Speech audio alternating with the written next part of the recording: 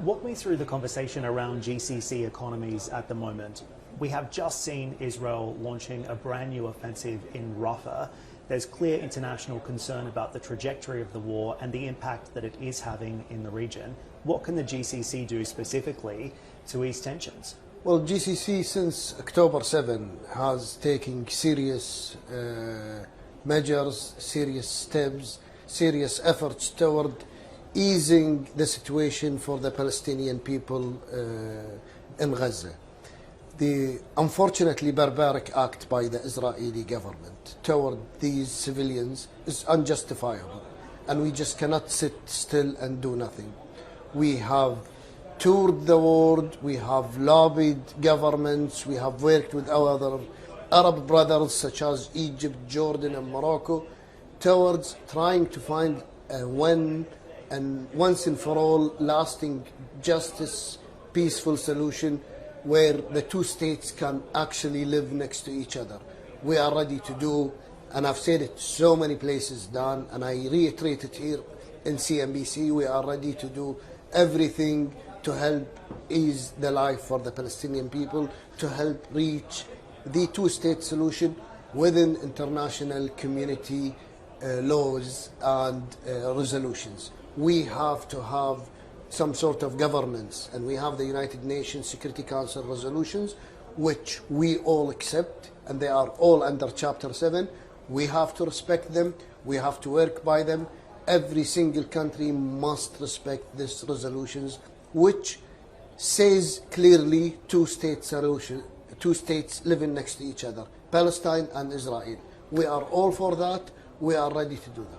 So if GCC leaders want this, why haven't we seen progress? Because the criticism leveled towards the GCC is that the silence has been deafening. It takes two to tango, Dan, and we have not seen progress because the Israeli government does not want to stop the acts it's doing in Gaza, does not want to be flexible, is not listening to any international call. Even their usual strategic partners are coming out to the media, to them, asking them to stop and ceasefire. They refrain from doing that. They have gone as far as saying it publicly that there will be no two-state solution. So they are defying international laws. They are defying International Security Council resolutions. They came out publicly, their officials, including their prime minister, saying no two-state solution anymore. So what does that mean? Where do we go with that? How do you deal with a government that really is not listening to anybody? It is not comprehensible that the whole world is wrong and Israel is right. It's the other way around. Israel is wrong and the whole world is right. So specifically, what is the GCC plan for the day after Israel's war against Hamas? Well, the day after is two tracks.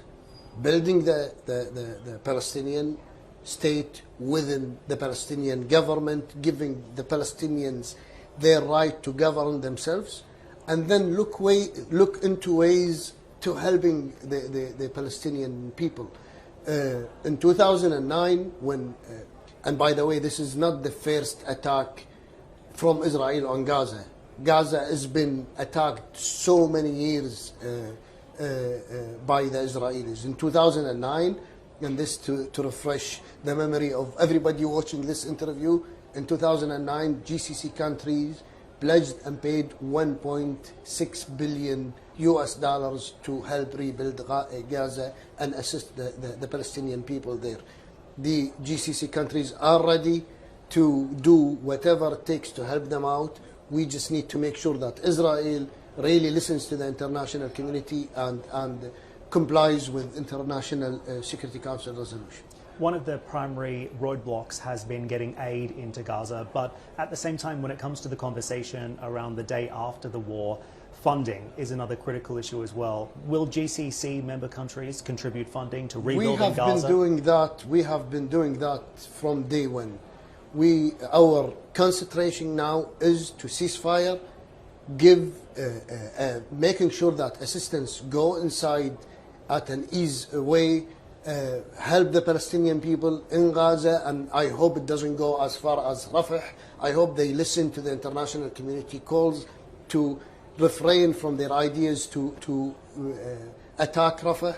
Then we can talk about whatever we need to talk about then. This comes on a later stage, but we have proven throughout the years that we are reliable partners to the Palestinian people. We've always stood by them. We've always helped them in so many different ways.